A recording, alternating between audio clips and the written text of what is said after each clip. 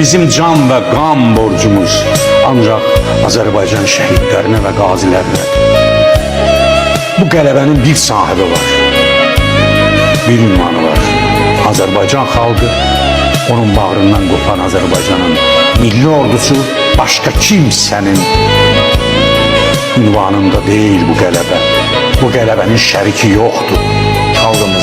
Xalqdır, milli ordumuzdur. Əşi, bunlardan nə gözləyirsən?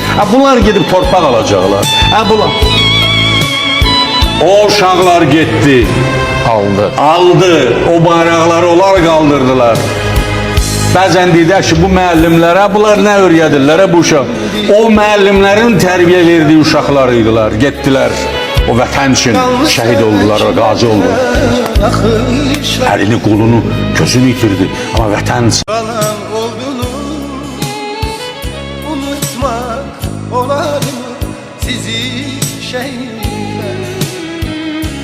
Dünyanı heyrete salan oldunuz, azadlık odunda yanan oldunuz. Köçüp yüreklerinde kalan oldunuz. Unutmak olar mı sizi şehitler? Unutmak olar mı sizi şehitler?